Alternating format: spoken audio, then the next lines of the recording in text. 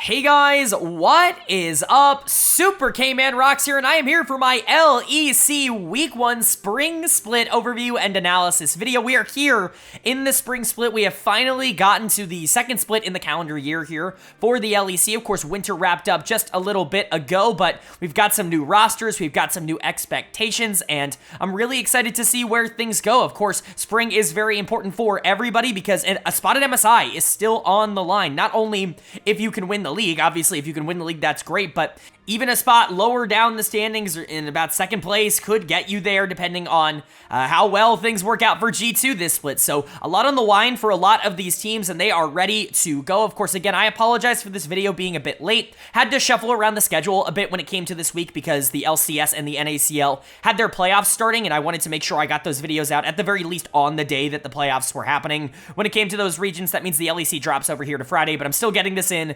before the start of next week's games, and that's really all that matters. And so I appreciate you guys' patience, but it's time to jump right into it. I am very, very excited. Of course, if you want to check out my thoughts, they're a little bit outdated because some roster changes actually happened. One roster change actually happened after this video, but I did do kind of a spring split preview and primer video. You can check that out up in the iCard if you want to, but today we're going to be talking about everything that happened in week 1, all 15 games, and that means we're going to be going game by game, talking about the advantages and the disadvantages that each team was able to generate. I'll be giving a player of the game and a dud of the game for each individual game. At the end of the week, I'll be giving a player of the week and a dud of the week to kind of tie everything into a nice, neat little bow. And of course, I will also be updating my power rankings for every single team in the LEC after their first 3 games. So, without further ado, let's jump right into day number 1. We've got a lot of action to cover, and that kicks off with a really interesting matchup. 2 teams that I was actually really excited to see face off against each other. Team Vitality taking on Team Heretics, and Vitality is going to pick up the victory here. It's a strong victory. I think they definitely played better. I do feel a bit bad for Heretics. I think that there were moments where things were, going well for them. They had a couple of really good plays, and I think Vitality did struggle a bit in the mid game to be super consistent. However, Smolder gonna smolder. He's finally allowed, he's finally legal to be played here in the LEC, and he's made his impact early and quickly here for Vitality. Game number 1, you get the Smolder experience that we've kind of been seeing around the world at this point. He really is one of those champions that is just perfectly made for pro play because he does have a lot of options. Maybe not as much in the early game, but once you hit the mid game, so long as you're able to get even a crumb of gold, you accelerate so quickly because of your stacking that it becomes very difficult to deal with, and because of that, Heretics just end up getting outscaled in this one. Even the mistakes made by Vitality in the mid to late game aren't able to be capitalized on because, quite frankly, Karmine was just too strong to end up losing this game. Credit to him. I think this game was better than anything he did in the winter split. I saw so many people praising Karmine. I've always been a bit lower on him. I thought he was fine in winter for the most part, but people forget some of his really bad games, and I don't think he had any takeover performances. This was a takeover performance. They won this game through him. He's going to get player of the game. That should be relatively obvious.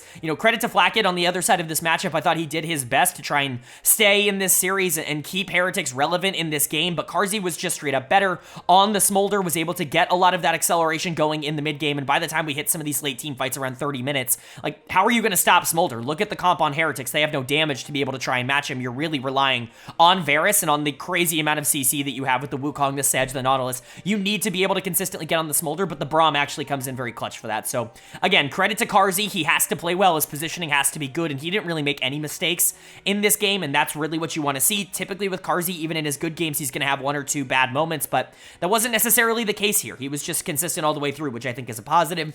Also, credit to Hylissang. I think obviously this game becomes a lot more difficult if you don't have a Braum because of the sheer amount of engage that Heretics do have, even if they're lacking in damage on the follow-up. When you've got a Wukong, a Sedge, and a Nautilus, that Braum needs to be, working overtime in order to keep your Smolder alive and upright, and I think, honestly, Hylissang was great in this game. A lot of people were talking about him as somebody that needed to be benched after the winter split, I should say. And I always push back against that argument. I figured he was going to turn things around, and he was really good in this first game. The only negative I can give Vitality is that Douglas was very bad in this game. Some engages on that rel were just miserable. He was getting caught out of position, wasn't great at controlling objectives. Douglas has been kind of the weak link of this team, specifically when he doesn't get to play things like Brand that are pretty easy to occupy a lot of pressure on. When he has to play something that is going to require a bit more mechanical and macro decision making, he's just not been all that great. In my opinion, he still is is the weakest jungler in the region, and that's definitely going to be something that I think limits Vitality's upside unless he continues to grow. But with the bot lane playing well, I trust the solo laners so much on this team that this was actually a pretty encouraging performance. And the opposite can be said for Heretics. You know, I don't want to freak out. You know, 2 new members of this team, Zviru coming into the mid lane, Trimby coming into the support position. You can sit here and kind of write this off as a game that you're trying to figure stuff out in, but, you know, I'm not in love with this draft. I think you did draft a little bit too low damage. As much as I love Karma, and I do think she's a very strong pick, if you're going to do that, you need to draft a hyper carry in the bot lane. It can't be Varus. It has to be, you know, Jinx, or it has to be a Aphelios, or something of that nature, right? Something that you can rely on to carry the game once you get to the back half. Varus is very strong, one of the strongest ADCs in the game, but that's just not the kind of carry that he is. He's more of a snowball kind of ADC, at least in terms of how the meta has developed, and then you're really not playing for a jungler or a top laner either, because it's not like Wukong or Sedge are going to be able to carry. So I think maybe putting a carry in the mid lane would have been a bit better, but credit to Flakked. I think he played relatively well. Jankos, I think, also had an okay game. Specifically, Jankos was quite bad in Winter, in my opinion. I think almost underratedly bad. Nobody was really talking about him because of how bad Perks was for this team in the mid lane, but, you know, Jankos was really bad in that same vein, losing a lot of pressure, having really bad early games, and so it's nice to see him be a little bit more consistent here. It just wasn't enough. The comp kind of let them down, and I do think there were some underperformances. Dud of the game is going to go to Trimby. The new support here for Heretics does not start off super strong. It's unfortunate because Kaiser was so good for this team in Winter. You're really hoping Trimby can kind of match that effort, just kind of in a different way. Again, you know, we talked about this in the preseason, but really the roster change to me signals that they want to go all in on Flakked in terms of being able to give him opportunities. That did not happen in this game. Trimby's engages were poor and really was never able to get onto the smolder, and that was a big reason why they ended up losing. But there's so much turmoil surrounding Heretics right now that you just got to be able to figure stuff out quickly. This seems like the roster they're going to run with for the entirety of the spring split, and if that's the case, I think they'll be fine. Like, still talent-wise, they're good enough to win a game like this. They just didn't execute on it. And then for Vitality, this is a nice win. Again, I'm not going to freak out. You played a pretty standard comp in terms of the things that I would expect on this patch, but it's nice to see the bot lane be given a lot of resources and come up clutch. VTO was so important towards this team in the Winter split. It's good to see him pick something like Talia and them still be able to win those games. That's not something that was happening just a couple of months ago, and so credit to Vitality. Great first game. And then moving on now to game number 2 of day number 1, and it's the other team that ended up making changes in the preseason here of Spring Split, I should say. Fnatic taking on Rogue, and Fnatic pretty predictably is able to win this. Rogue has looked completely lifeless all year long. They have very poor macro, very poor decision-making. Even if they do have talented players, they just don't have the comp to be able to put it together. Honestly, again, I've compared these two teams a lot, but they remind me so much of 2023 Dignitas over in the LCS, for those of you who watch Dignitas, and specifically Marcoon and Larson remind me so much of how Santorin and Jensen played off of each other last year, where both of them are not necessarily aggressive early game players, and that just leads to the team being so passive and so stagnant. You know, this is something we've seen from teams that just don't have great synergy before. When you put players like this together, it can sometimes be a problem. But again, nice win for Fnatic. You know, they looked good. They looked the same that they did in the Winter Split in terms of how they wanted to play the game. Not really a lot of changes in terms of play style, but again, you do have to be a bit concerned with maybe some of the draft choices that Rogue made, because Fnatic got everything they wanted in this game. Humanoid's gonna get player of the game. The dude had like 325 CS at like 25 minutes into the game or something ridiculous like that. He was just out of his mind. He was roaming too. It's not like he was just sitting in lane doing nothing. He was obliterating Larson in lane, having perfect CS, and then going out and skirmishing with Razork to be able to give this team a lot of advantages. Humanoid is just playing at a super high level right now.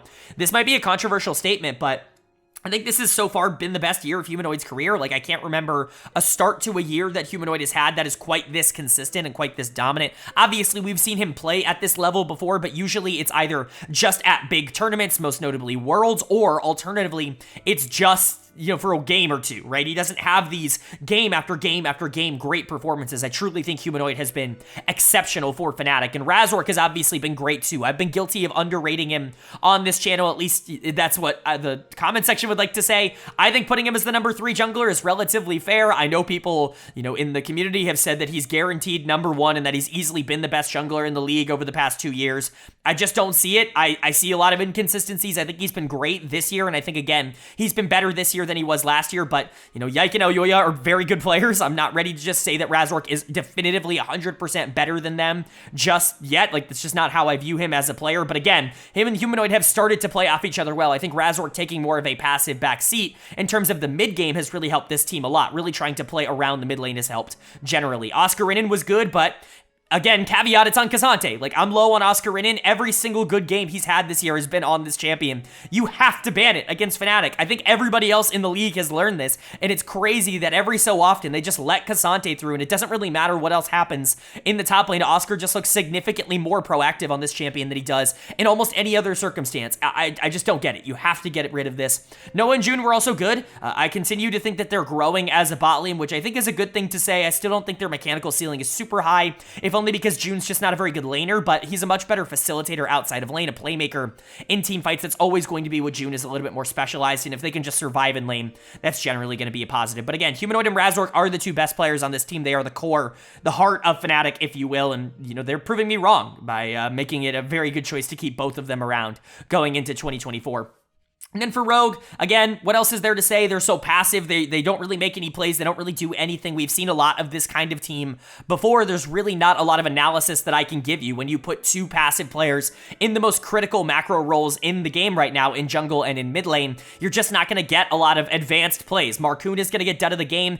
The Vi just wasn't there. No skirmishes in the mid game, not even remotely trying to shut down the Taliyah, who's getting incredibly fed. And obviously, you can point to Larson in that same vein, who just kind of sat there and lost lane without really even trying to push back or calling for attention or anything, but it is the duo of them that makes this such a problem. We've seen Larson succeed in the past when he's in a situation where he can just kind of sit in lane and farm up and then team fight. When you have a jungler like Malrang, who's going to be moving around the map, creating a lot of these disadvantageous states for the enemy team, or alternatively just pulling pressure away from the mid lane, that's going to be a positive for Larson, but Marcoon is not the kind of jungler who can do that, and both of them are struggling because of it. I talked about it a lot in the winter split. It's continuing right now, at least so far in spring. Finn looked okay, I would say, in his first game here for Rogue. You know, I didn't love some of the mechanics of the engage that he played, but he certainly has a more aggressive mentality than Shigenda had in the winter split, which I think is going to help this team overall, even if it doesn't really matter all that much. And Comp and Zoelis were fine, I guess, at least in comparison to what they were in winter, which again was one of, if not the worst bot lane in the LEC. So you're looking at Rogue and you're saying, well, maybe they have a chance to be like relatively what they were last split, which is like the 9th best team in the league, but that's super disappointing. This team just feels completely lackluster, and especially with so many teams expecting to be better going into spring, it's just not a good look for them. But for Fnatic, again, nice win. I still want to see this team get more consistent against good teams like Oscar, Noah, and June are the players I'm concerned about, not so much Razork and Humanoid, specifically Oscar and June, that I think need to be more consistent. Oscar's not going to get K'Sante every game. June is going to have to become a better laner, and Noah in particular is also going to have to become a better laner as well for this team to start competing, you know, in the top 2, top 3, which I think is the goal. I absolutely think they can get there, especially because of how good their top end talent is, but it is going to take some work. Then moving on to our third game, and this is a matchup between, in my opinion, the two teams that should be expected to be the two best teams going into the spring split. It's Team BDS taking on G2 Esports, and G2 is going to pick up the win. Not particularly surprising, G2's been relatively unstoppable, and when they care about a game, when they think they're playing against a good team, they do end up going out there to win, and that's exactly what they did here. But a lot of the conversation has been taken away from these two teams and put on the champions in the game. Instead, everyone's just talking about Smolder in particular, and I get it. I guess I'll spend some time talking about it here. I think Smolder is not great in the state that he's currently in. I think hyperscalers, when they're like this, if they're inevitable in the way that Smolder is, it's never ideal. A lot of people were complaining about Zeri, obviously, a year ago when they were talking about her being the worst champion of all time, the champion that ruined pro play. I pushed back on that narrative significantly, especially in my LCK videos when I talked about how, like, mechanically intensive Zeri is. Like, you can tell, I guess, like, the main difference between a good player and a bad player when they're put on a champion like Zeri. It's what I said all of last year. Watching the LCK, when someone like Pays or someone like Gumayushi got Zeri, they would destroy the game, they would get pentakills, and everyone would complain online about how dominant they were. But then when you put it on like Envy, or when you put it on like Henna, like when these lower tier LCK AD carries would play Zeri, they would just kind of lose the game in the mid game and not really ever get fed and just kind of run out of steam. Like, that to me was a relatively okay meta, because it did showcase the difference between good players and bad players at those champions. I think Smolder is easier to execute than Zeri is. I don't even think that's really all that up for debate. Smolder is essentially made for pro, which I think does make him a bit worse in terms of the ecosystem for pro than Zeri is, but I also think that this conversation is starting to spiral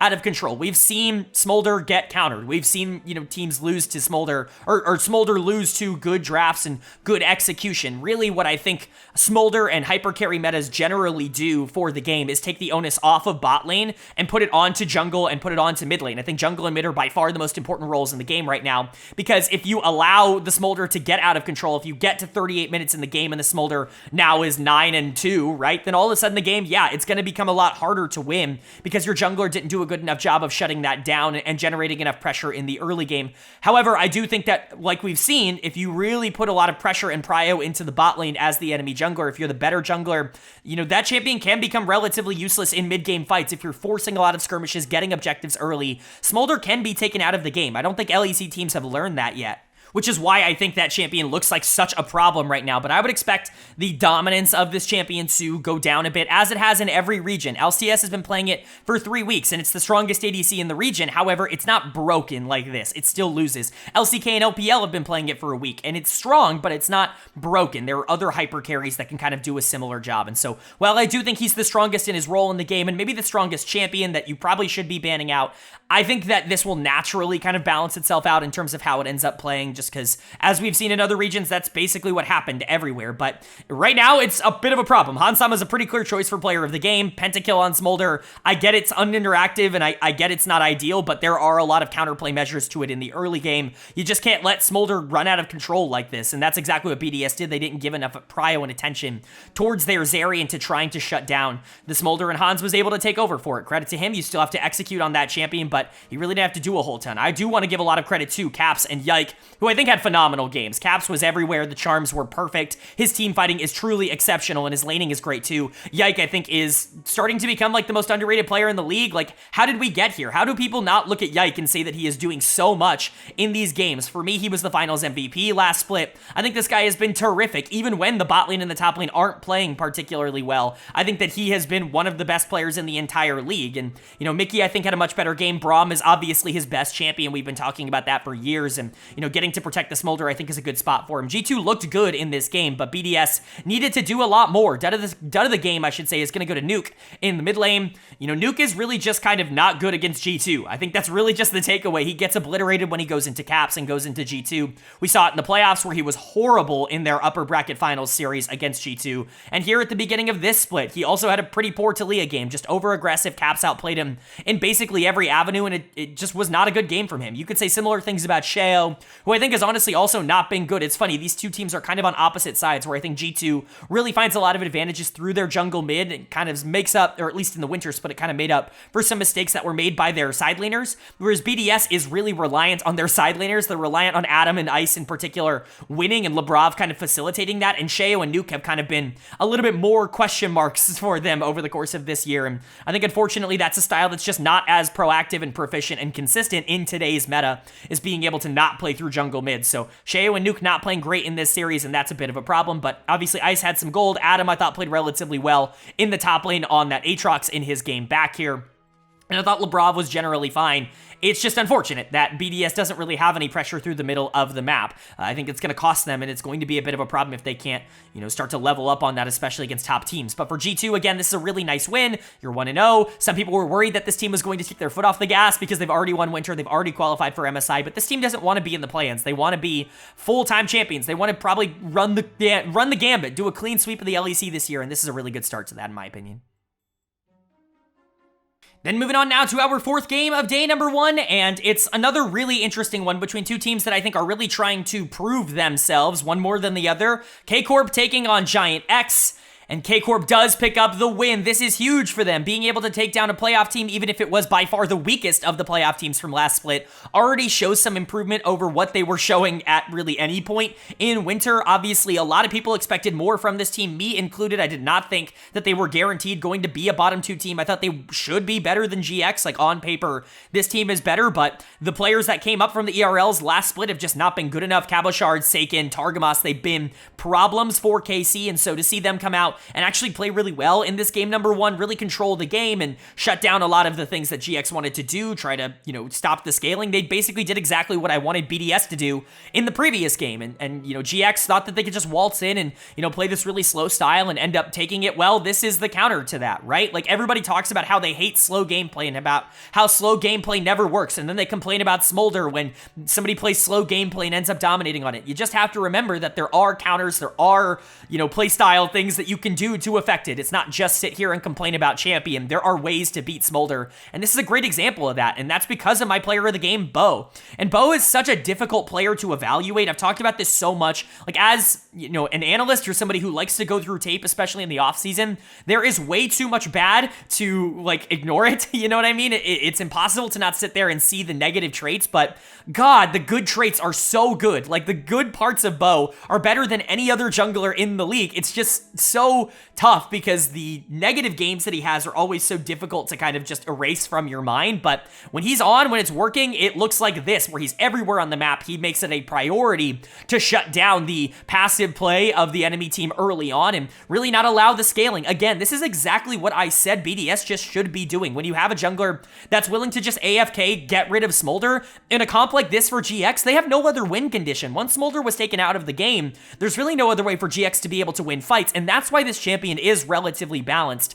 in my opinion, because you do have to get him into a position where he can carry before he just takes over the game. Again, not trying to say he's not the strongest AD carry in the game, because I do think he's the best AD carry right now, but pretending like he's unbeatable or that he's unbalanced or that he breaks the game, again, I think it's just, it's scapegoating. It's blaming the champion when really there are a lot of options to take him down, and Bo proved that in this one. Again, when you're going for those aggressive plays, there's no jungler better. He did, again, you have some moments where he didn't need to die. I think most of the deaths were justified in this game, but sometimes where he's just too far forward, he has one or two of these every single game. It's just what you have to live with when it comes to Bo. He's never going to be a perfect player. He's never going to be somebody who doesn't make mistakes, but you just have to hope that the good outweighs the bad, and it absolutely did in this one. The rest of the team was really good, though. Seiken was really good in the mid lane on Hui. I think that it's almost underrated how important he was towards this. One of the big problems with Seiken, or the big problem, was just how scared he played for almost the entirety of the winter split. He had no confidence in himself. He didn't even attempt to try and contest laning phases, but Jackie's one of the mid laners that I think he had confidence he could come out and beat, and I think he showed that here. Upset was the better hyperscaler, had better AD carry.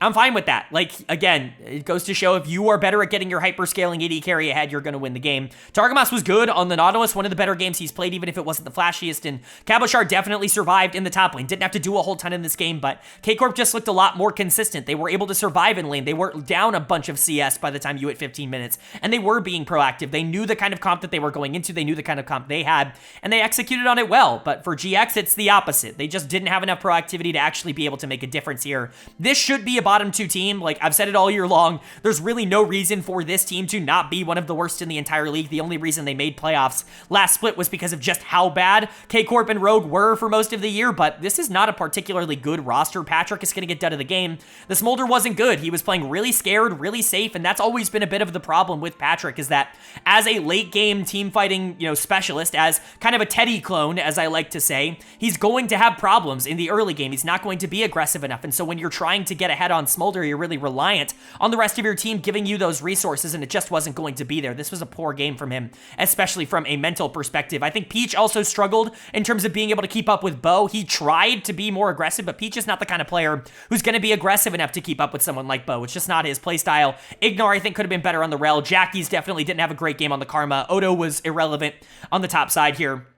Just more of a predictable performance, I would say, overall from GX. They are a team that kind of lacks in talent compared to the rest of the league, at least proven undeniable talent, especially with someone like Odoamne and Patrick. Like, these players playing significantly worse than they did at any point last year. All of a sudden, it becomes really difficult to win games when you don't have your star players actually stepping up, because I've never really rated Peach that highly. Ignar's fine, but again, he plays to the level of his teammates, and the teammates aren't playing well right now, and Jackie's is very new. You're not expecting him to be able to carry games at the beginning of his career. I just don't have a lot of faith in GX. This is another kind of proof case that this is probably going to be a bottom 2 team, at least at some point this year. But for K-Corp, this is a really nice win. Hopefully this gives you enough confidence to push you in to higher standings. The rest of this week is still very difficult, and you obviously aren't going to have an easy run of it, but at least you got a win here on day number 1. This is already significantly better than you were at any point in week 1 of last split.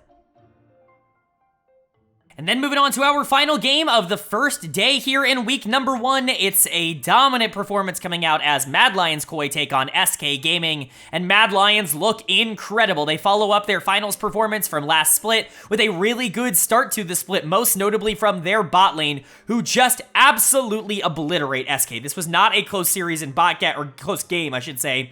and bot gap was the biggest reason for that. Oh my goodness, how well is MDK's bot lane playing right now? To me, they were the best players on the team for most of last split as well, specifically in the regular season. They put a lot of pressure and prio into Supa. They really wanted to make sure he was in a good spot. Merwin and Frescowy took obviously a lot more of the carry load in the playoffs, but I think Supa and Alvaro are really breaking through as one of the big bot lanes in the LEC, not like a potential one, but like right now, like one of the top 2, top 3 bot lanes in the LEC, and this was just another performance to kind of back that up. For SK, you know, I was so hyped on this bot lane when they first broke through in the LEC last year in winter, but it's just really been downhill ever since. DOS, I think, has gotten better, but this was not a good performance from him, and Exakick is really starting to concern me with his level of development, or lack thereof, over the course of his time at the top level here. So we'll go ahead and talk about it. For MDK, player of the series, player of the game. Come on. I mean, who do I give this to? I don't know. Supa, Alvaro, it's got to be one of the two, but it's impossible. It's truly impossible to separate which one was better. They both deserve player of the game here, almost more so than anybody else I've given player of the game to in any of the other games here in week number 1. This was absolute demolition from both of them. Alvaro did a phenomenal job of separating his primary carry, I should say, from SK Gaming. I think he did a great job of keeping that Varus alive, of creating a lot of action. He played like aggro Braum in this one. This was a Mickey X, a Hillisang level Braum performance, and that's what you want to see out of a young superstar upcoming, you know, support. You want to see him not only be going out there and protecting his ADC and doing all the things you're supposed to do, but actually taking the initiative, being the primary facilitator, being someone the team can play through. That's why, to me, he's going to get player of the game. But again, if you wanted to give this to Supa, give it to Supa. He made some plays in this one, mechanically speaking, from a positioning standpoint, that most AD carries just aren't going to make. There is a real conversation to be had about whether or not Supa is the best AD carry in the LEC right now. I mean, in terms of mechanics, he is right up there with anybody that he has been going up against. He has looked so good in basically every matchup. If he wasn't a little bit inconsistent in the playoffs, then I actually probably would say that he is definitively the #1 ADC. He was my first team All-Pro in the regular split of winter. He really was that good, and watching them absolutely decimate Exakick and DOS, who, while they're not the best bot lane, DOS has certainly been better, and, you know, they're not a bot lane that gets absolutely obliterated in situations like this. It's just super encouraging for where this team is going. Of course, credit to Elyoya and Merwin and Frescowy. Like, they were really good in this game as well, but this was all about the bot gap. They really created most of the advantage for MDK, and for SK, it's the opposite. This really was all about the bot gap in a negative way for SK Gaming. Dud of the game is going to go to Exakick. I think you could give this to DOS as well, but man, Exakick's positioning was so poor. It was the opposite of everything good I just said for MDK. It's just talking about how this team has failed to grow since last year, essentially. They were interesting at the beginning of winter, but this is what SK does. They are interesting for a little bit, and then they just slowly start to fall off as other teams get better around them. They get more comfortable around them, and they can't continue to grow. As much as I like Niski and, you know, Irrelevant's a very good player, and Isma's an interesting jungler, he's also gotten worse, by the way.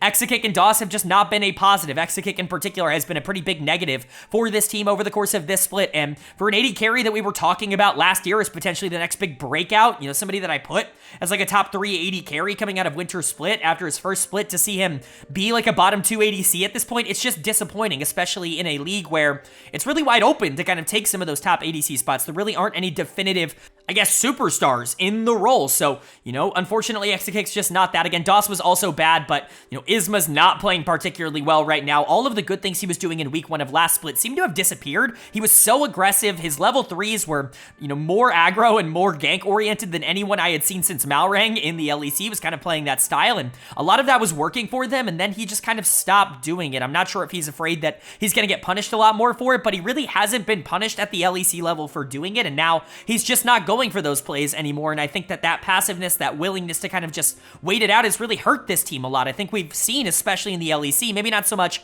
in other regions, but especially in the LEC, if you're willing to put your foot on the gas and just kind of play super fast and super heavy, like, that's going to work for you. There aren't a lot of teams that do a good job of handling that, and I think Isma has taken his foot off the gas. I still think Niski is a good player. Could have been a bit safer here on the Ahri, but for the most part wasn't the problem, and Irrelevant was irrelevant in the top lane here, didn't really win lane and just kind of existed. But, you know, SK is going to, I think, continue to revert. I don't think this will be a bottom 2 team or anything, but I had them at number 7 in my preseason power rankings for a reason. I think they're going to be the worst of the competitive teams from the previous split, and that's exactly what we saw here. But for MDK, this is the best way you could have possibly followed up on your finals appearance from last split. This was an awesome performance from your bot lane. If you can keep this up, if the top side of the map can continue to play the way they did in the playoffs, this is going to continue to be one of the scarier teams in the league. I believe in the MDK supremacy, and I hope that they can keep going throughout the week. And then moving on now to day number 2 here, and we kick day 2 off with a little bit of an upset, at least in my opinion. Team Vitality taking on Team BDS, and Vitality picking up a pretty clean and strong win. What a great start to the split so far for Vitality. Let's not forget that in week 1 of last split, obviously they turned things around at the end, but they were 0-3 coming out of that first week. They looked really bad. The bot lane looked like the worst in the entire league, and it really didn't feel like VTO was going to be able to carry. Douglas wasn't good, Photon was good, but it didn't really matter, and there were real concerns about whether or not Vitality would be a bottom 2 team. Now, they're sitting here taking down BDS, who for a lot of the regular season of last split, and even in the playoffs, felt unbeatable with their full roster in, and this was really a clean game. This was not particularly close, so credit to Vitality for BDS. This is a concerning loss. I wasn't scared or worried when they lost to G2, because everybody kind of loses to G2, especially when they're trying and when they're locked in, but losing to Vitality, that's a significantly worse loss for your resume. Obviously, I know they're playing well right now, but I don't think this team really stepped up or did anything that I thought was good in this game. There are real concerns with the way that the current form is, especially with all the drama that was surrounding BDS at the end of last split. So let's talk about it. Player of the game, it's going to be Photon. I mean, I did kind of struggle with this because, man, Hylissang was good in this one on the Nautilus. What a carry performance from him as the support Nautilus that gets all the farm from the fasting Senna. He was the carry this game in the bot lane, and that was great, but Photon really was the carry of the game. The damage that this guy's able to put out when he wins as hard as he did here is ridiculous. I like Adam. Everybody knows I'm a big fan of Adam's gameplay, at least. Obviously, there's a lot of drama off the Rift, but the gameplay that he has shown has been very positive for me, but Photon is another guy who's been almost a channel darling in terms of how I've talked about him. I gave him my MVP in winter of last year. I thought he was the most valuable player in the league, even when Vitality was underperforming, and he's continued to be amazing in lane. When he gets the opportunity to just take over on something like a team fight rumble, yeah, he's gonna just be better than a lot of the people he goes into, even Adam, who I still like, but Photon's one of the few players that I think can just mechanically check him, because I think he is the most mechanically talented top laner in the region. So credit to him, great game. Like I said, Hylissang looked amazing. He got fed on the Nautilus, was roaming around everywhere, making plays, anyway, completely deathless. This does not feel like a Hylissang performance. It does feel like all of the people that were freaking out and screaming on Reddit that Hilly was washed were, surprise, surprise, wrong about it, as they are every year when this conversation starts up again. It almost feels like, again, shout out the Goldfish fans who just like forget that this happens every year with Hylissang, but yeah, he's good. He's going to be good. He's going to have at least one split where he ends up dominating. This is just the Hylissang that we've grown to love, and this was a really good performance. Karzi also looked good on the Senna, although a lot of that to me was the Nautilus just being really active and really good in this game. VTO and Douglas were fine. They certainly didn't need to do a whole ton, but Photon, Hylissang, definitely the carries in my opinion for Vitality. And then for BDS on the other side of this matchup, yeah, I'm starting to get a bit concerned. 0-2, it's not the worst start. Like, obviously you can come back from this. You just need to make top 8, and then you can start to get shit together when you get into the best of 3s and the best of 5s and, you know, that kind of thing. It's just best of 1 now, but, you know, losing to Vitality isn't exactly inspiring the most amount of confidence after everything that happened at the end of the split last year, especially when the dud of the game for me is going to go to Adam. The top gap in this game was real. The Olaf was not relevant. You need to be able to get that lane ahead early on, or else Rumble's just going to be more useful in the team fights, and Adam was not aggressive enough. He didn't end up getting the job done. You know, most of the time he can just kind of outskill and outplay his opponent in the top lane. That's what makes him so dangerous. But Photon, mechanically speaking, is better than Adam, and that means that it's going to be a bit more difficult. Also worth noting that Nuke continues to really struggle. Basically, ever since that G2 series that they lost in the playoffs, that best of 5 against them, Nuke has not played basically a single good game. Even their wins against Mad Lions in the lower bracket finals, the semifinals of the LEC, he didn't play particularly well. He was a weak link on that team. I'm very concerned about Nuke. This feels like Schalke Nuke, and that's not good. Like, that was a player that I did not think was an LEC caliber mid laner, so there are reasons to believe that this kind of regression is starting to get a bit real, especially with Azir, you know, kind of globally banned right now. Sheo, I think, continues to underperform, my opinion. I think he's significantly worse than he was last year. Even when this team was winning, to me, he was the weak link, and Ice and Labrov certainly weren't the better bot lane. This was not a good game from BDS, and it's not been a good start to the split for BDS. Things are going to have to turn around, and they're going to have to turn around soon, or else BDS is quite quickly going to lose their status as one of the better teams in the LEC. But Vitality, talk about a team that's really starting to peak. Obviously, there's going to be some ups and downs, and this is just best of 1, but this is a big win for them, and it's really kind of solidifying the way that they did it. Hopefully, Hylissang in particular can keep this up, because I really do trust Photon and VTO a lot. Karzi is, you know, solid, especially in this role as the secondary carry to whichever solo laner ends up getting fed. If Douglas can survive, if Hylissang can stay consistent, which I know is a big ask for both, but if both of those things can happen, there's really not a lot of reason to believe that Vitality can't actually be a contender right now.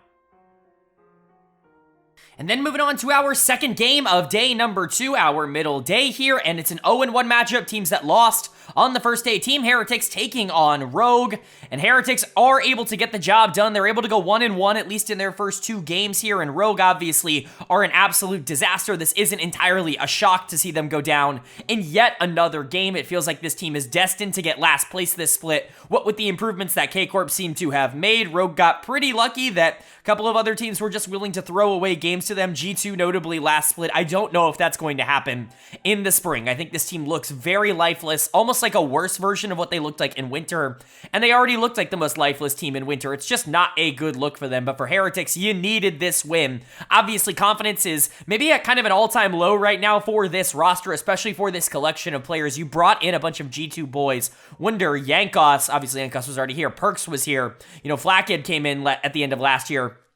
A lot of these guys that wanted to play together, that have played together before and wanted to create kind of a pseudo-super team, and it doesn't work out in the first split in winter. You have this giant disagreement with Perks as you go into the spring split, and because of that, you end up benching him. That seems, at least from a social media perspective, to tilt a lot of the players. You had players like Yankos and Flackid posting question marks on Twitter. I can imagine this is a very trying time to be a Heretics player and a Heretics fan, but at least they were able to take down what I consider to be the weakest team in the league at the current moment. Player of the game is going to go to Yankos for me. I think this might be the best game he's played all year. Again, it's against Rogue, so I'm not going to freak out too much, but Yankos has honestly been a little bit more down than up over the course of 2024 so far, and that's really, really not what you would have expected. We all were kind of waiting for that next big bounce back from him. We all kind of thought that it was going to be fine when it came to Yankos, because this is a player who has consistently been good, basically no matter the talent that is around him. Look at his 2023 on this organization, where he was carrying them in a lot of different games, but things just weren't working out. The aggressiveness in the early game wasn't nearly as there. He was a lot more passive, a lot more looking for team fight advantages, kind of relying on his laners to generate their own leads. They weren't always able to do that, but this was a good game from him on the Vi, and basically what you wanted to see from a main engager. Now, again, credit to Flackid. He is going to be a major part of this team again. To me, that's why you bring in Trimby. That is the only reason that you would replace Kaiser with Trimby, is specifically to make Flackid a little bit better in lane, to focus a little bit of your attention and your gold and your resources through him, and I honestly think it's a good idea. Flackid's been pretty good across this year, and he was good when he got put in for Heretics last year as well, and so I think playing towards him, especially in a meta where hyper carries are incredibly strong, where you can put him on Zeri or Smolder or one of these champions that can just take over a game, even something like Senna in that same vein, I think it's just generally a positive, and Yankos did a good job of enabling him here, and Flackid did a great job of taking over in terms of the damage on Zeri. I expect Flackid to continue to have a big year, especially in terms of the stats and the numbers that he's able to put up. Trimby was pretty good in this game, significantly better than he was in Game 1. I think he took a lot less risks, and that's a good thing overall, but Rogue's bot lane is the worst in the LEC. I think that that's not even entirely debatable at this point. It's just really, really bad, and we'll talk about them in a bit. Zviru was good again. Wunder, in my opinion, was very good on the top side. Finn is fine. I saw a lot of people being really excited that he could potentially come back in and change how this team was playing the game. That's just not who Finn is as a player. He's going to have a couple of games every single split where he looks good, but for the most part, it's just going to be average. This was a good performance from Heretics, but again, I'd like to see it against a team that isn't Rogue, because Rogue is bad. They're just not good. They're the worst team in the LEC. Dead of the game is going to go to Zoelise in the support position, and it's not just because of the scoreline. 1-6-4 is obviously bad, but man, it just feels like he has no idea when to take a proper engage on a champion like Nautilus. I was actually kind of interested in Zoelise at the beginning of the year. When you're looking back to week 1 in winter, he was easily the best performing member of a disaster of a Rogue team, and then as, the year has continued to go on, I don't know if it's just mental breaking or if it's the fact that he feels pressured to make a lot of plays, but he has just gotten worse and worse and worse for this team, and it's really been a negative for them overall.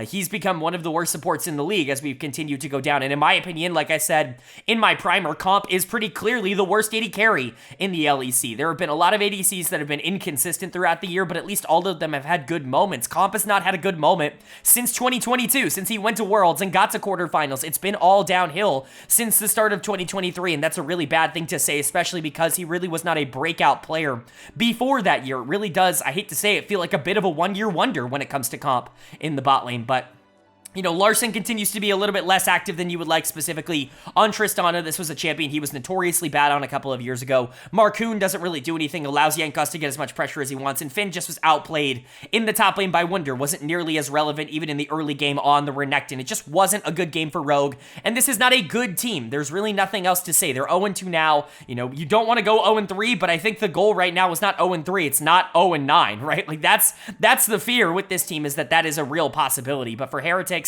you know, nice win. You're able to get back to 500. It's going to be very important to see what this team does on day 3. You know, 1-1 is good. 2-1 is really good. 1-2 doesn't seem as good. So there are a lot of outcomes that I think you can get from the final day here, but at least you were able to pick up your first win now.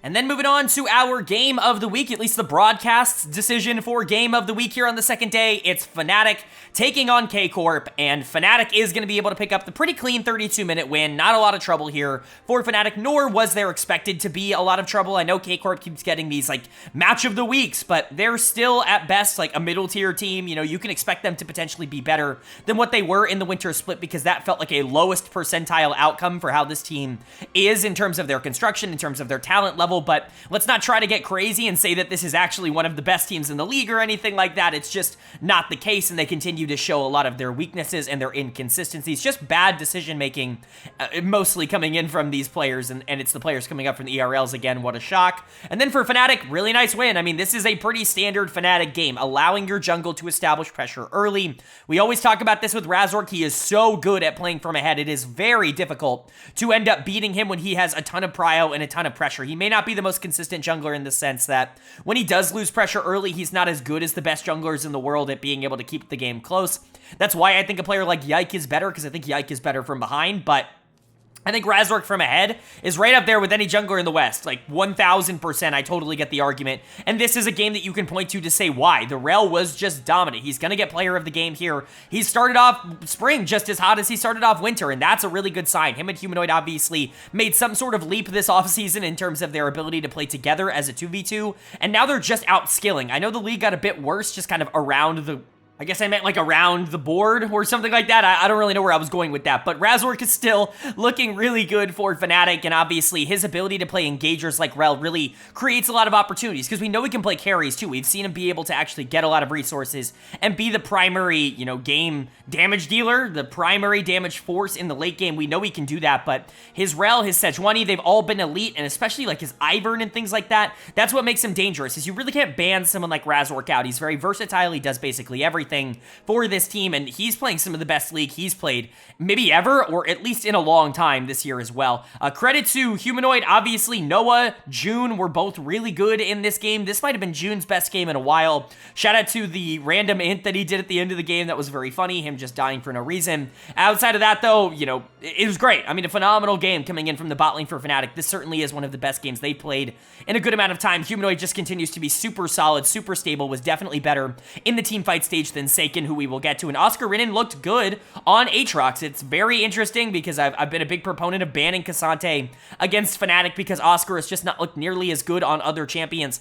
I would say this is a big breakthrough, like, oh wow, he had a big game on Aatrox, but he played Cabochard, who has been pretty horrendous across this split, across this year, I should say, so far, in lane in particular, and so I'm not going to freak out about him winning this. It's just good to see Fnatic be able to take care of business against a team that they should be able to beat, and for Corp, again, this is more accurately, I think, who they are. People continue to try and sit there and believe that this team is like a top-tier team, and it's just copium in my eyes. Obviously, maybe they can get there. I think Bo is really playing well, and it's unfortunate that they drafted this comp, because I don't think it ends up playing to their strengths. I think Sedge is a really strong champion, and the double scaling, you know, mid and bot, it's worked for teams. We've talked about it a lot, specifically with Team Liquid over in North America, really being the team to kind of take advantage of a draft like this. This is almost copied directly from what Team Liquid has been doing, but the Sejuani just doesn't work for how Corp wants to play. Bo is the most active and, you know, I guess only really proactive player on the team, and you put him on Sedge, where he's really not going to have a lot of that. He's not particularly good on Sedge either. Like, I think Bo was fine generally this game for what he was asked to do. He certainly wasn't the problem, but, like, he's not good at Sejuani. That was proven a lot last year, and honestly, he made a couple of mistakes in this game that you would hope he'd be able to clean up. It's the other members that really are letting them down, though. Dud of the game's going to go to Targamas. What the hell was this Braum game? I mean, he's constantly playing way too aggressive, constantly trying to make these aggressive plays on Braum. Like, I get it. You watch Hylissang play it, you watch, even someone like a Mickey X play it. Obviously, he's the best Braum player in the region, and you're like, oh, I can dominate. I can go in and just, like, play super aggro and take all these fights and kill people and look amazing, and that's gonna rejuvenate me. You're not that guy, pal. Like, you're not playing like that right now, and a couple of really bad plays from Braum really put them in bad spots. You've got the flanking Aurelion Sol in the back half of this game. I have no clue what Seiken was doing. Just a really weird decision coming in from him there. I thought Cabochard's laning was really bad on the Renekton. It needed to be better, and I thought Upset was fine, but certainly not as good as Noah. Again, I think that there are just too many holes on this K-Corp team. Bo requires a specific playstyle to end up functioning at a high level, and this team is not always willing to play that playstyle, and even when he does get that, sometimes he has bad plays, even if he is clearly the best player on the team. Upset's a pretty stable carry, but isn't somebody that has been winning games, not taking the lead that he's able to create into his own hands, and the rest of this team is bottom of the barrel in their role. Targamas, Seiken, Cabochard, they were all number 10 in my opinion in their role coming into the year. This team still has a lot of ways to go before they're competitive, but again, it's just Fnatic. I'm not going to freak out and say they're bottom 2. They were last split, obviously. They were 10th last split, 10th in my power rankings, but I already think their win on day number 1 kind of proves that they're a little bit better than that. I would just hope to see some more progression and potentially, diversification of styles. And then for Fnatic, they're good. They're really solid. The question has never been, can they beat K-Corp? The question has been, can they beat the best teams in the league, like G2, like Mad Lions? Like, those are going to be the teams that they need to take down. So far, they're looking solid. If Razork and Humanoid are playing as well as they are, you're always going to have a chance, and especially if this bot lane gets better, if this top lane gets better, that opens up a lot of doors for you, but still, there are real questions to be answered about Fnatic that aren't necessarily asked from a series against KC.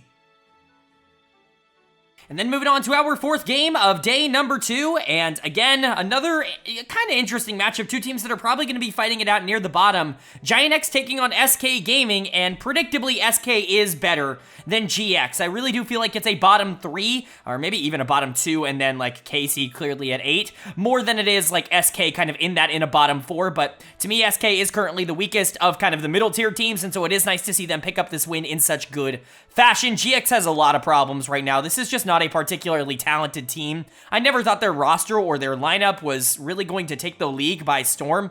Basically, everybody around was a little bit hyper on them than I was. I think I had them at 9 in my preseason power rankings. They obviously got to 8 because K-Corp was really underperforming, but this in, reality should be a bottom 2 team. It should be how it ends up going. Maybe they could end up making changes. Of course, they have made an interesting signing in the midseason break here for their ERL team in Juhan, which I think could definitely be on the table. But for now, we obviously got to talk about the 5 players that are there and the 5 players for SK, which were all good. I think this was more of a team effort than it was one individual player dominating. I don't think really anybody on SK was like clearly the player of the game. I think everybody did their job. The players that I definitely considered, Exakick and DOS in the bot lane, what a bounce back game from what was a horrendous first game of the split against Mad Lions, where they just got absolutely torched. They were significantly better in this second one, and that's definitely going to be a positive to them overall. But I'm going to give it to Irrelevant in the top lane. I know I've come across like a little bit of an Irrelevant hater so far this year, but that's only because I do think the hype has spiraled a bit out of control. If you guys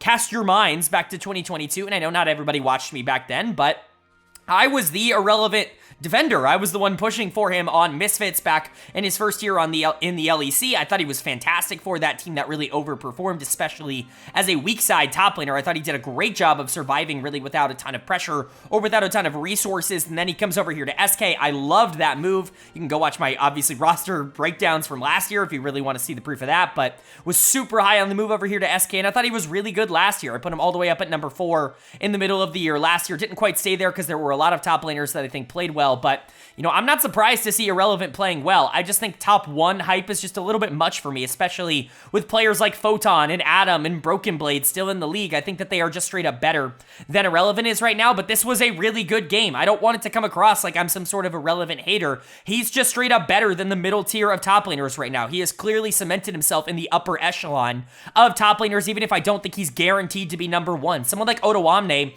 is still a good player, even if he's having a horrendous year so far. more, and Irrelevant took advantage of that. He really just beat him down in lane and really was able to transition a lot of those Renekton engages into being very useful in the back half. So credit to Irrelevant. Like I said, Exakick and DOS were also very good. DOS in particular was awesome in this game, and I thought DOS took a major step forward in Winter. It was really sad to see that first game, like I said earlier, because I do think that DOS was really good at the beginning of the year, and to see him kind of fall off a bit was definitely concerning, but he was much better here in Game 2. This is much more of what I would expect from him coming out in spring. Exakick did a good job to capitalize.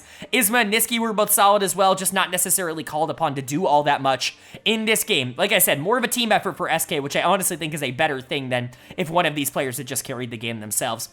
And then for GX on the other side, there was a clear dead of the game for me. This one's going to go to Peach in the jungle. This was not a good Sejuani game. I think Sej is like 1 in 14 this week on this patch. It's something ridiculous. Like, this champion is just not winning. I love the idea of Sej, but I think in a meta where it really does benefit you to get more prio over the middle and the bottom parts of the map as early as possible, I can understand why Sej has kind of lost some of her viability in comparison to things like Rel, who just do her job a little bit better in the early game.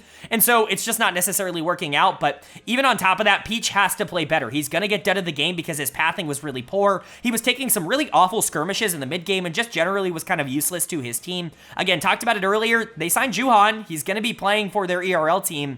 There is a real possibility that we could be seeing, GX Juhan very soon. This is a guy who's obviously a world champion, not necessarily as a starter, but did play games at Worlds for a DRX team that won Worlds, and so that's a pretty big signing and somebody that I do think would be a pretty immediate upgrade to Juhan in that second import slot in the jungle, but obviously other things have to go right. Otoamne got destroyed in this game. He has been really bad at the start of this year. This is worse than he played last year, even when Excel was going 10-10 in winter and spring. Still, Otoamne was better than this in those splits. It's just been not good for him. This is the worst I think he has ever played in his LEC career, and that's disappointing to say.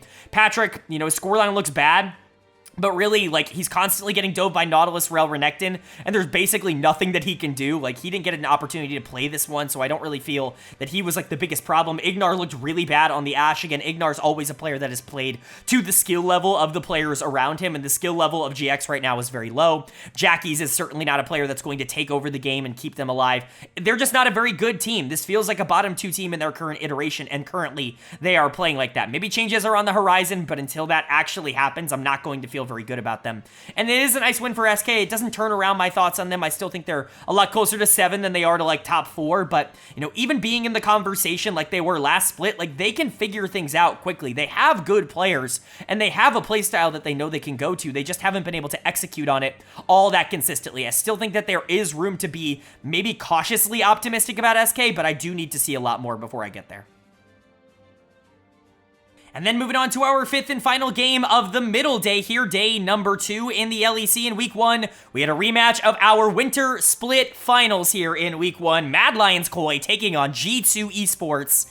And G2 is going to repeat their win in the winter finals with a win here at the beginning of spring. This team feels entirely untouchable in how they are currently playing the game. It truly is unbelievable and exceptional just how talented this team is, and specifically there are I guess really 3 players that have stepped up so much in the first 2 games so far this split. 2 of them obviously were, in my opinion, the 2 best players in this split last split as well, and so you've just got so many positives for G2 with the players as locked in as they are.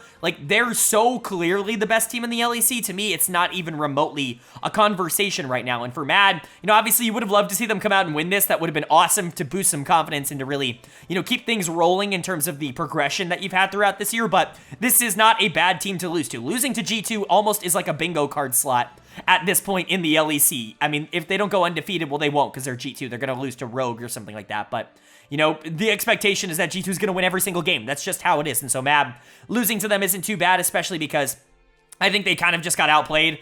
You can't sit here and say they made any sort of ridiculous mistakes. I just think G2 is better, and that's kind of the end of the story there. But for G2, player of the game, so tough. I mean, Hans was maybe the most important player in the game because the Kog'Maw in these final fights just kind of got to sit there and auto-attack and not really do anything because he had Milio, he had Rel. There were so many tools to be able to allow Kog'Maw to just do whatever he wants, and obviously G2, a big fan of Kog'Maw. Hans-sama, big fan of Kog'Maw. They're going to continue to play this, even if it's not strong, because it gives them options, but I really want to shout out Cat Caps. He's going to get player of the game. Maybe some people can think that I'm just like overhyping Caps because you look at the scoreline, it's like he was only involved in 7 kills. Like really how influential could he have been? But he obliterated Fresskowy in the mid lane. It was not a close matchup. And then some of those Nico ultimates, man, Nico is one of those champions where if you get just 1 or 2 good ultimates off a game, you're probably the most valuable player in that game because of just how valuable those ultimates are for the rest of your team in pro. And Caps just continues to be, I don't want to say in peak Caps form, but this is significantly more like 2019, 2020 Caps than we saw in the last couple of years. This is the best he's looked. Almost similar, in my opinion, to what's been happening with Faker over in the LCK, where, you know, it felt like he was kind of on that downward trajectory, allowing some of the new blood to kind of take his spot in the upper echelon, and he's really been fighting back and becoming the best player in the world again. I think Caps is kind of re-entering that discussion and that discourse with how he's been playing over the course of this year.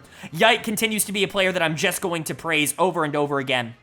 I get it, like, he gets to play for a really good team in G2, and he's got all these good laners, and his situation is not nearly as difficult as the other junglers around him in these standings, you know, players like Razork, or players like Yankos, or players like Elyoya on the other side of this matchup, but to me, I just don't know how you can watch these games and not see Yike being so proactive, being so aggressive, having great mechanics, knowing exactly when to go in, and being genuinely one of the best players on G2. This is not a situation where he's being carried by his good laners. He is actively making his laners, who are great, jobs easier, and that's elite from a second-year player. I think Yike has firmly entered the top 3 player in the LEC conversation, and that to me is really huge for him. And then for Mickey X, great game. Milio's really, really easy to play when you've got a Kog'Maw that you can just put everything on top of and allow him to just take over in final fights, but Mickey still looked good. Broken Blade was fine, certainly wasn't the focal point, but was good enough, and G2 continuing to look basically the same as they did in winter, and that is terrifying for the rest of the league. The concern with G2 was that they were just going to kind of take this split off and not necessarily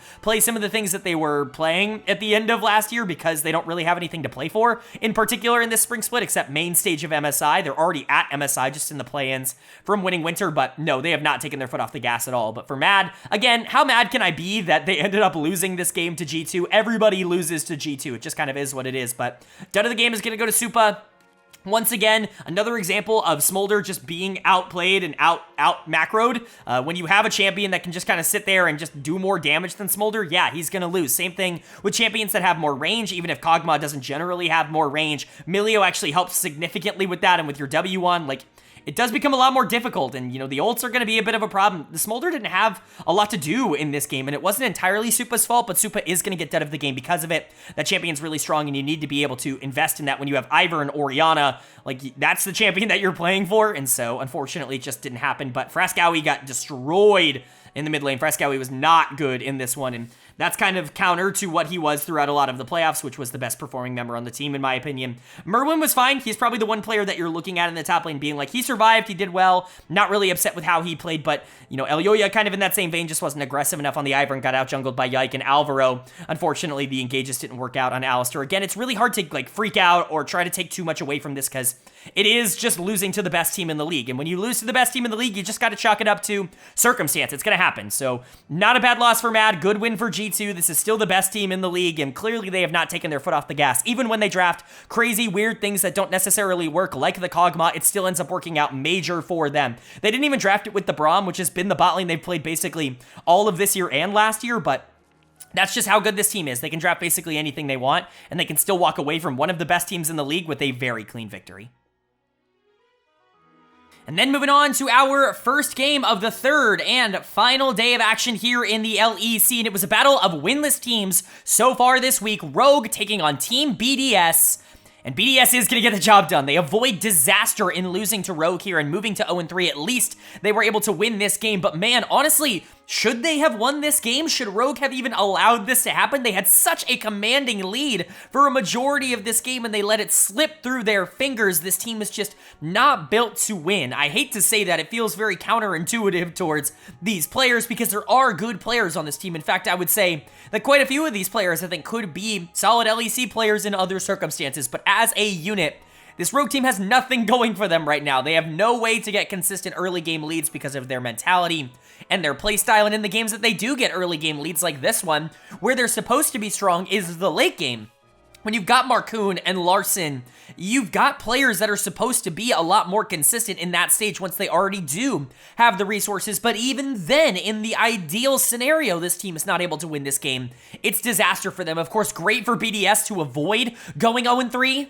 But really, can we look at this game as a positive for them at all? Because they should have lost this, and this is Rogue. They didn't get any early game advantage. They're playing a lot slower. This team does not feel like the BDS that we saw at any point last split. There are genuine, real concerns with them right now, but we'll talk about the positives first. Player of the game is going to go to Nuke for me. This is really the first game of the split where I've actually been able to say that I thought he played really well. He has been really poor, I would say. Like I said, ever since that G2 series wasn't even that great against Mad Lions when they got eliminated, and obviously he has been a problem for them at the beginning part of this split in both of their first 2 losses. This is better. This is the Nuke that we have come more close to getting accustomed to, I would say, over the past year or so. This was the Nuke that we saw in 2023, so that's what you want to see back. You want to see the Taliyah that's actually going to be able to move around the map and be a super big influence in the team fighting stage. I think if Nuke hadn't been as proactive in terms of his macro game and split pushing and creating like numbers advantages for the team, this was a Nuke carry, and this is just what you needed to see against a team like Rogue. Larson is supposed to be better in the back half of the game than a player like Nuke. Did not end up working out that way this split. So again, credit to Nuke. He was good here, or at least in this series, this game. Ice, I thought, was also pretty good. Didn't really make any mistakes on Aphelios. He's an interesting player because he kind of is the embodiment of, doesn't really create his own advantages, but is so good when advantages are given to him and really never makes any crucial mistakes. He's kind of the best version of that player, at least at this level that we've seen. And it does work out for this BDS team because they have aggressive players elsewhere on the map, but, you know, I think if there were better AD carries in the league, perhaps Ice could be taken advantage of more. Labrov gets his signature Blitzcrank and looks the best he's looked all week on it.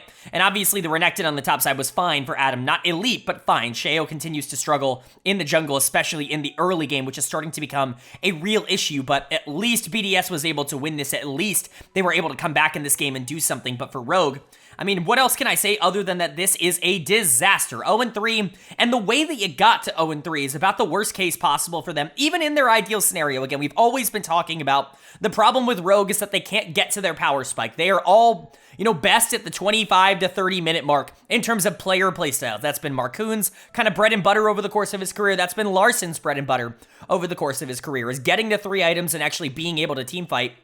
However, they got there this game. They actually got to the part of the game they're supposed to be at with an advantage, and their macro was so bad and they were so inactive with their lead that they ended up losing it. This is just a bad team. There are no more excuses to make for why this team is disappointing so much. Dud of the game for me is going to go to Comp. I think you could give this to Marcoon for sure. I think you could give this to Zoelise, maybe even Finn, but Comp, what's going on, man? You almost solo lost the game with the positioning on Kalista in this one, and I get it. Kalista's not the easiest champion to play in the back half when you're going into Taliyah and Blitzcrank and Aphelios, and a lot of these champions that can punish her relatively easily, but you gotta be better than this. This was a bottom 1 performance in terms of late game AD carry, and that's a disaster. I get it that you had a lot of the gold in the mid game, and you were a reason why this team was in the game in the first place, but if you're going to insta-lose it with your positioning, that's done of the game. I don't really care what you did before that, and so I'm frustrated by Rogue. This is a bad team with a bad mentality, and even when things are going right, they're going wrong. This feels like a team that is on pace to go 0-9. They're 0-3 after week 1. I really don't see it getting better. Something is going to have to change, and I don't know what it's going to be. But again, congrats to BDS for actually being able to win this. This certainly doesn't alleviate any of my doubts.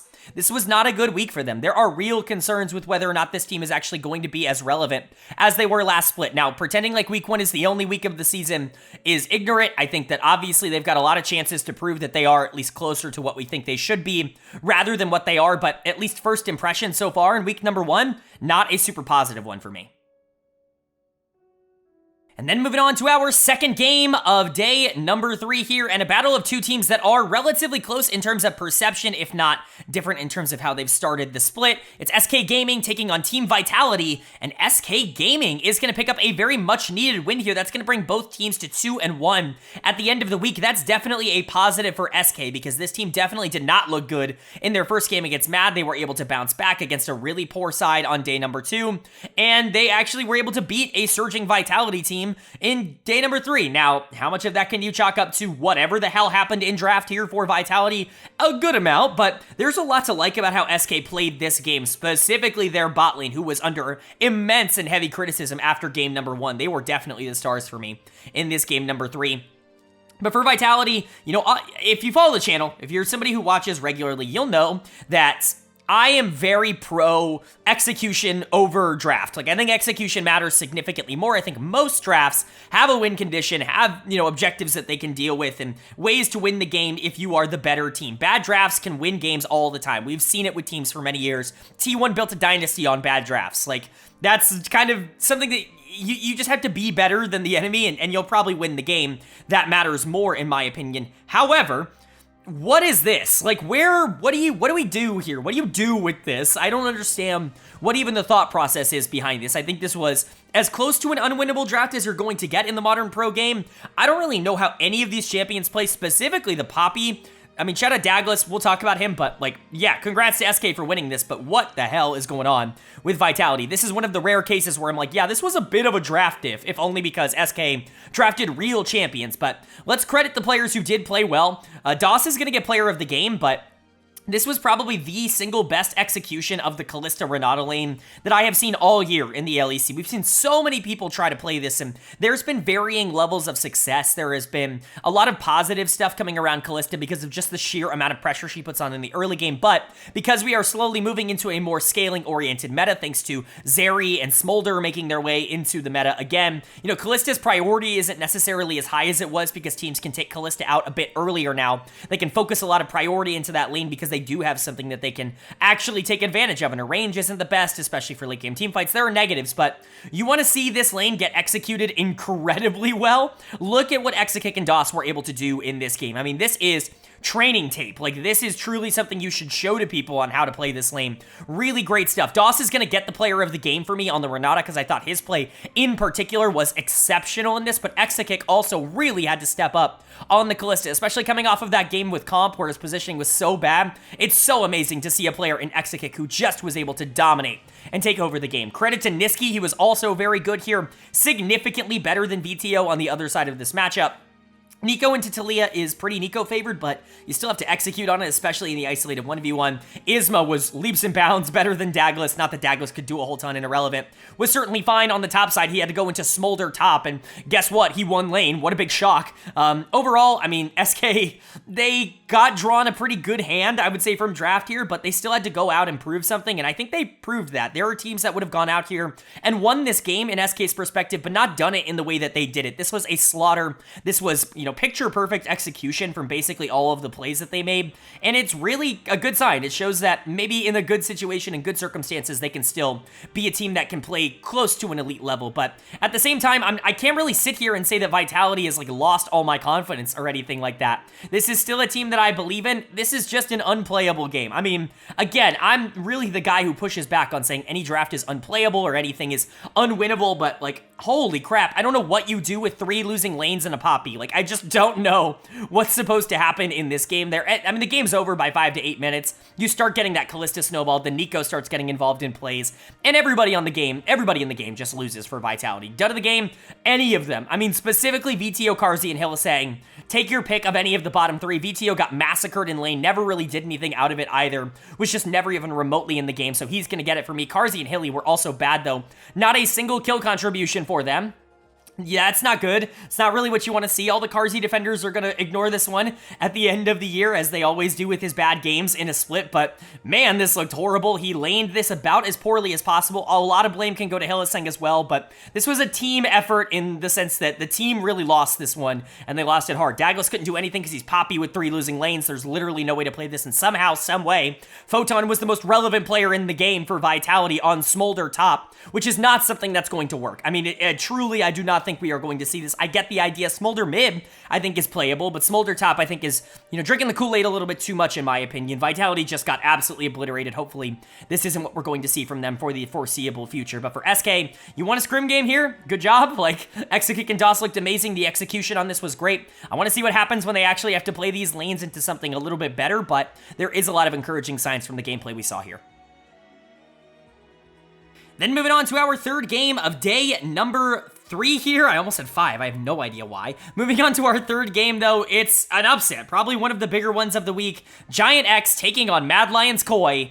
And GX picks up their first win of the split by beating the finalist from last split. MDK looked so good on day one. They lost to G2, but you can kind of live with that because G2's, you know, pretty freaking good at the whole game of League of Legends. But GX coming out to play in this one. They have fire that you're just not seeing out of some of the other bottom teams, namely teams like Rogue and at times Corp, where they're going to be trying to show up in a lot of these games. They're not always going to have the mechanical skill to be able to go head-to-head with a lot of teams here, but when things go right for them, they do go right. And honestly, Mad was in a good position in this game. They had a lot of gold. Most of it was on their LeBlanc, and you really think in that spot that you can move around the map and really create a lot of action and force fights your way, but instead they just kind of got caught out over and over and over again until GX was now majorly ahead, and they end up closing it out pretty cleanly. I want to give a big shout out to my player of the game, Jackie's, in my opinion, clearly the best player on GX, and certainly a really interesting pickup. I criticized this in the offseason because I just didn't know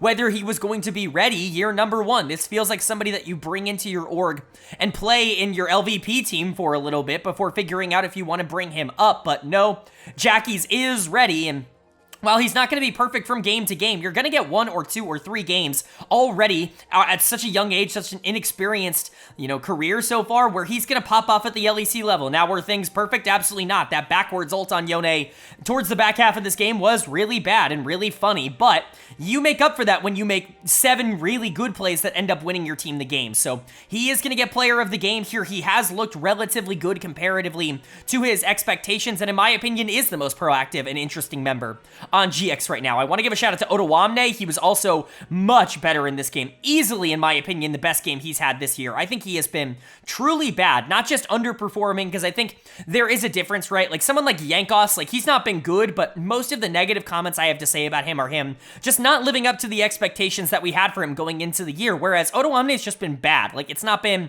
an underperformance. It's been a bottom 2 in your role kind of performance from Otawamne. He didn't have it here. Merwin is certainly a player who can be a bit more feast or famine. I'll talk about him in a minute because this does reiterate some of the stuff that I was saying a lot over the course of last split, but Odo was really good here and was just significantly more useful when he got to drop Rumble Ultimate in the middle of a team fight. Really good stuff. Patrick and Ignar were much more solid. Ignar in particular with some great engages on the Nautilus. Peach was fine on the Vi. Honestly, towards the back half of this game, everybody on GX stepped up and did what they needed to do. Credit to Jackie's for being the initiator and Otawamne for being the primary follow-up, I should say, but still, good win for GX and a bad loss here for MDK. This goes to reiterate some of the negative points they had in the regular season of last split. Obviously, a lot of things leveled up when they got to the playoffs. Players like Merwin and Frescowi were significantly better in the playoffs than they were in the regular season, and unfortunately, that trend seems to be continuing here. Dead of the game is going to go to Merwin on the top side. This was an abysmal Karma performance. Like, he got trashed in the late game. He was super useless, didn't really get to do anything. He did not feel particularly comfortable on this champion. This is kind of what you have to live with Merwin. It's kind of always been a bit of a problem for him, even going back to his ERL days. He's never been the most consistent player from game to game. In fact, if you only look at regular season performances in terms of my player of the game, dud of the game metrics, he has 0 player of the games in the regular season and 3 dud of the games in the regular season across the winter and spring splits so far. It's not exactly been a great regular season tenure, but his games that go well go really well, as we saw in the playoffs. I saw a lot of people giving him like top 1, top 2, top 3 hype.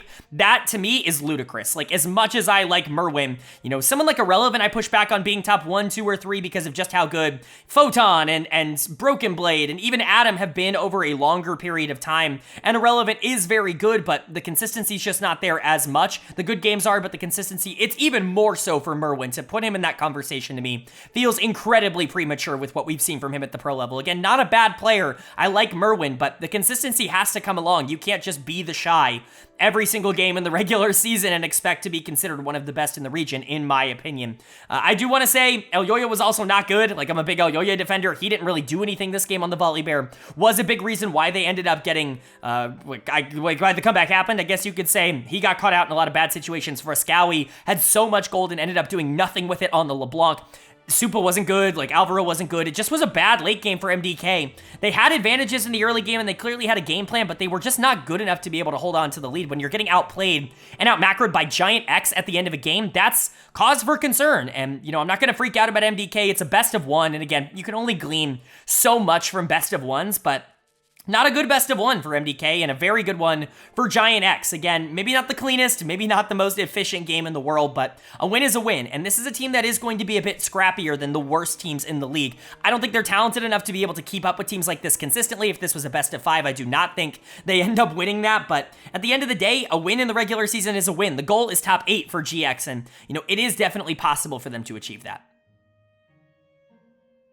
Then moving on to our 4th game of day number 3 here, and it's another kind of upset, certainly one I was not expecting. Team Heretics taking on Fnatic, and Heretics is going to pick up another really big win here. It feels a lot more like the Heretics of 2023 right now than the Heretics we saw in the winter split. Not saying this is entirely due to the changes that they made with Zviru coming in and Trimby coming in, because they were not good on day 1, and obviously, there is some nuance to that discussion. I don't think it's ever just a one-for-one insert player, he is better. There are obviously playstyle differences between every player that you would bring in, and some will fit better cohesion-wise than others in terms of communication. However, the team is looking better. There's really no other way to say that. This team is significantly better in the direction that they are moving right now, and I think it's because a lot of control has been given back to the people they wanted to have control with in the first place. Perks was a big resource carry for this team and really wasn't usually good with those resources in the winter split. Now you can get back to letting GIANTX kind of do a lot of the things that he wants to do,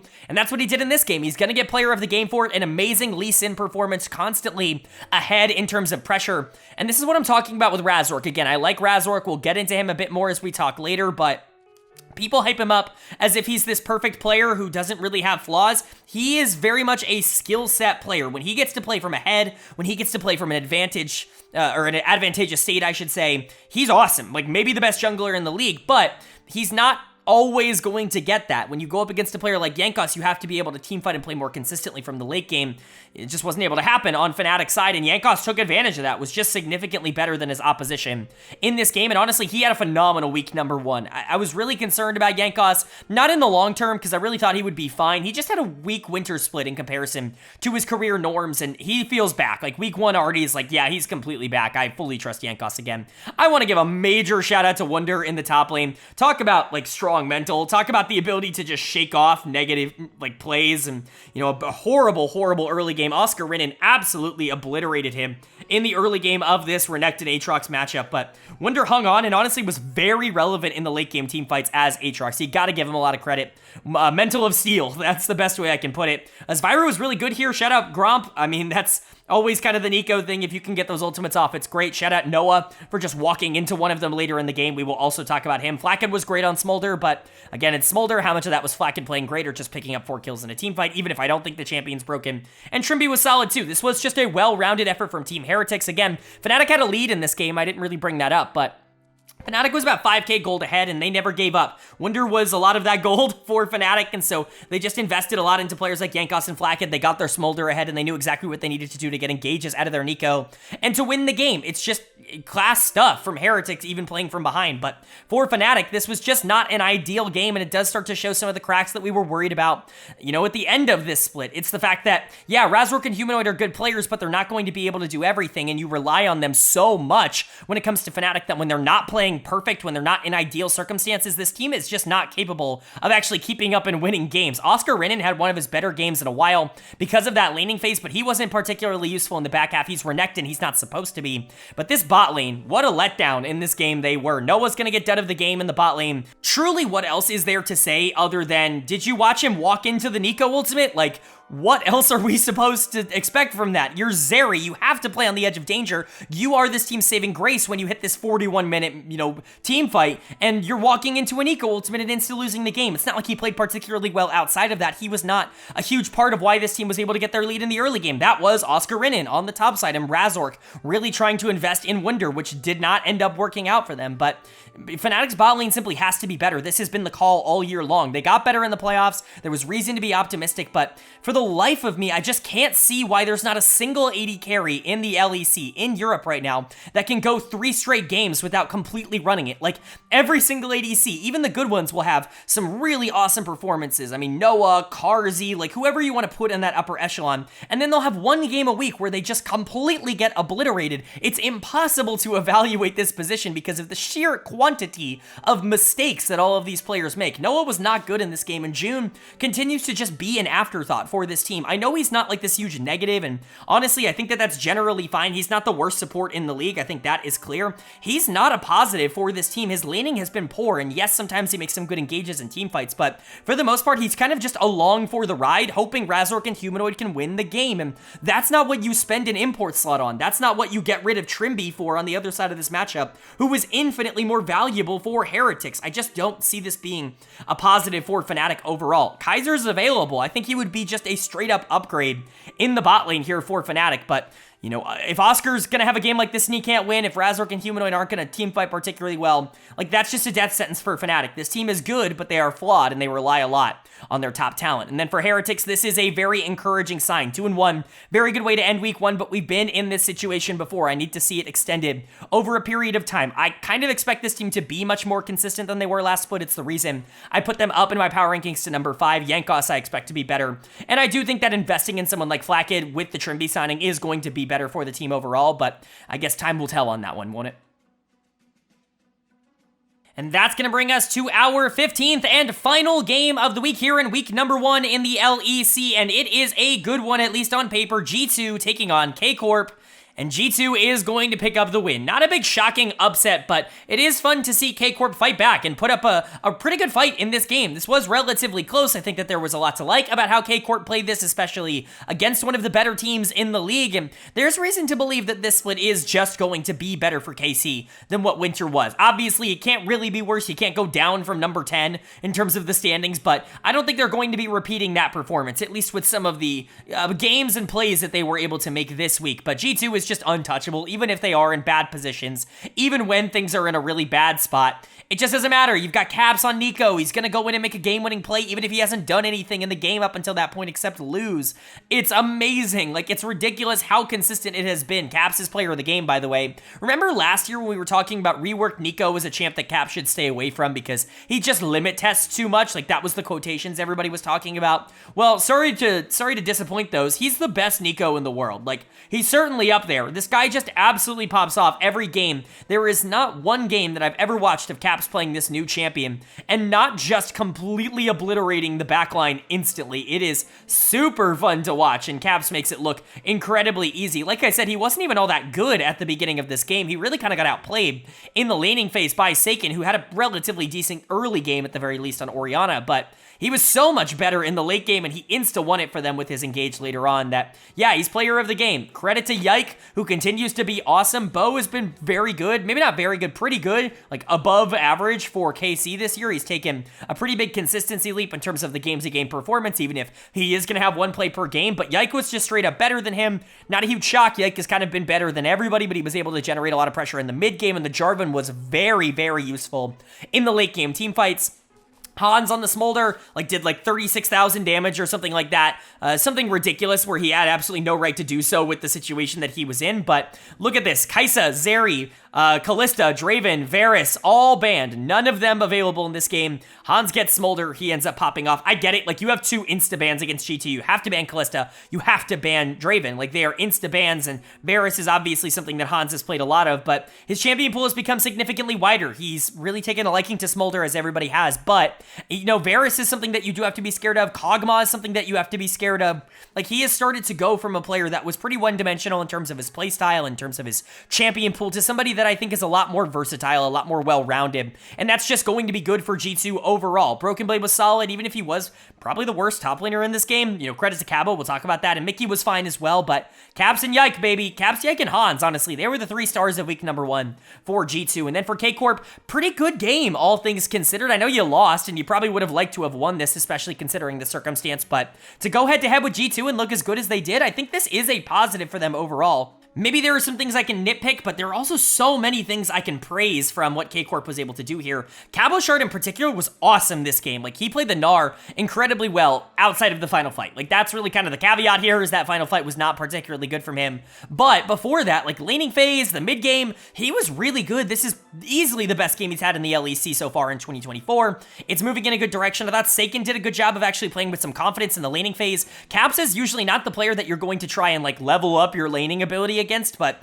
I thought Seiken did a good job of that. Targamas was pretty good here. Upset really didn't make any mistakes on the Senna. Unfortunately, dead of the game has to go to someone, so I have to give it to Bo. I don't even think Bo played all that bad. I think Yike was definitely better, but Bo was fine in this game. A lot of really interesting Lee Sin engages. I just, again, have to give it to someone, and I think everybody else on K-Corp had a lot of good things going for them, so Bo ends up getting it. I really think this is one of the weaker dead of the games that I've given all week long. He had a relatively good performance, but I honestly think all 10 players in this game had relatively good performances. The only other player that I think you could give dead of the game to is honestly Broken Blade, maybe, over on G2's side, but he still played the Gragas really well. Like, there's just not a lot to criticize from these 10 players. It just was a fun back-and-forth game that ended up with one fight being misplayed by KC, and they lost the game instantly because of it. It's very LCK, very grandiose in that respect. KC's gonna bounce back. I expect this team to be fine. I hope some of their scrim results end up existing in the actual league this year, but their confidence is already significantly up. I know the results haven't exactly been there, but I think there is reason to believe it's getting better for them. And then for G2, obviously there's nothing I can say other than good things.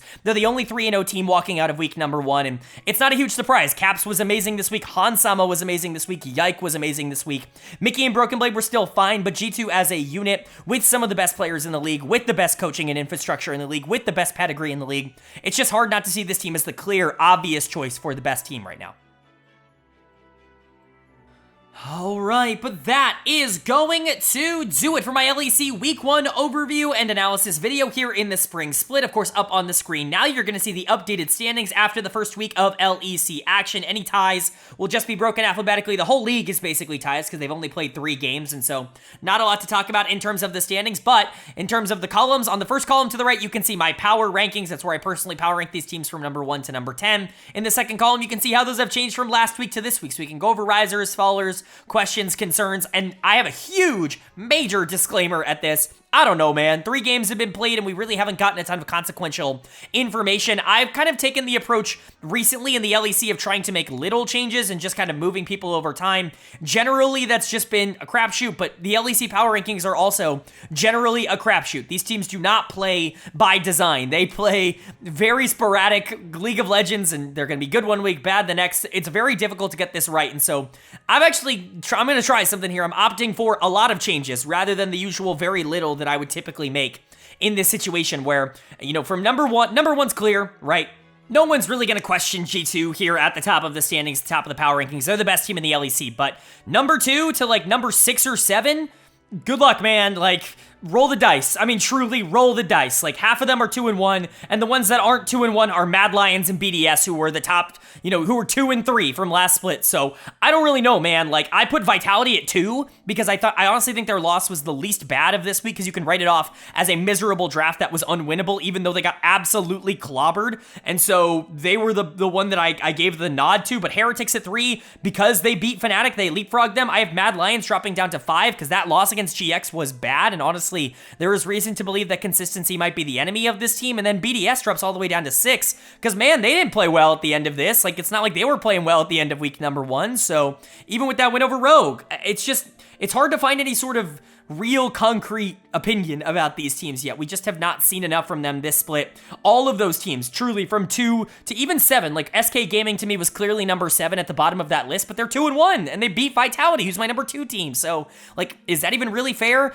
Really, anybody in that cluster can go anywhere. If you want a Vitality at 7, sure, man, like, I can live with that. If you want a BDS to stay at number 2, go ahead, man, like, you can do that. You trust them a lot, I get it. There's just not enough evidence for me to feel comfortable in a lot of these changes, and so here's your crapshoot. Here's me changing them because I think it's interesting, because I think it makes for a more interesting video, but let me know what you think of that.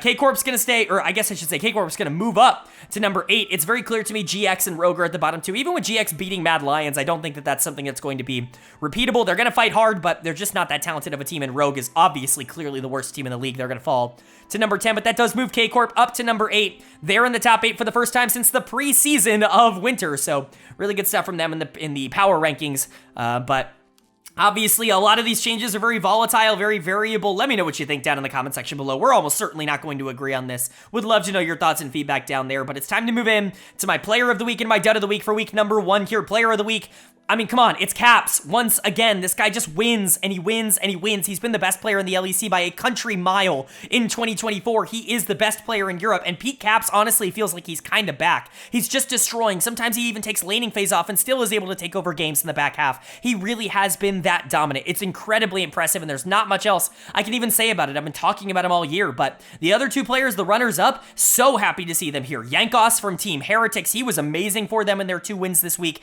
They don't win either of those games nearly as cleanly if he's not playing as well. You know, we were worried about the winter split. I am not worried about the spring split. This is already enough from GIANTX to show me that he's going to be just fine. And Hansama, Caps' teammate, I thought was also terrific, was given hyper carries all week long. Smolder, you know, Kog'Maw, I was trying to think of the other one. He's been doing a really good job in that role, and honestly, that was the role that he was kind of the weakest on in previous spots of his career. He was always known as a lane-focused early game AD carry. Well, here's your Kog'Maw, here's your Smolder, here's your Zeri. We're going to win on those champions. It's really impressive stuff. So Caps, GIANTX, Hansama, all honorable mentions here. And then dud of the week for me in week 1 is actually going to go to Patrick. I think this might be surprising to some people because I don't think a lot of people are going to look at how Patrick played this week and see a lot of bad things or the worst player in the league or anything like that. But man, his positioning is just bad, and that's supposed to be his strength. Like, what's starting to concern me is that the things that made Patrick one of the more interesting and under the radar quote-unquote AD carries in the league for the last couple of years, he's just not doing well at right now. The positioning in the late game, the consistency in the team fighting stage, it's just not there. He's never been the strongest laner. It's never really been his strength as a player, but you could always rely on him in the back half of games so long as you're able to get there. It's just not been the case, and so for me, he's going to get dud of the week. I get somebody, everybody's going to want to see somebody from Rogue on this spot, whether it's Marcoon or whether it's Zoelise. I think it probably should be one of those two, maybe even Comp, right? I understand wanting to see someone from Rogue in this spot, but I think Patrick was worse individually than those 3 players this week. That's my opinion. Let me know what you think of that down in the comment section below. Do you agree or disagree? Would love to know your thoughts and opinions. Of course, if you did enjoy the video, please leave a like. It really does mean a lot. Lets me know you guys are enjoying the content, and it does help get this video out to a lot more people, which I'm always very appreciative of. If you're new here, hit the subscribe button. We don't only post about the LEC. North American playoffs are going on, both for the LCS and the NACL. We're going to be covering those a lot more frequently, even during weekends, which I normally don't post on this channel. And of course, we still cover the Eastern regions, the LCK, and the LPL every week on this channel as well. So hit subscribe and hit that bell so you can be notified when those videos do go live. But of course, with all that being said, I hope you all are having a great day. I hope you continue to have a great day. And I will see you all later.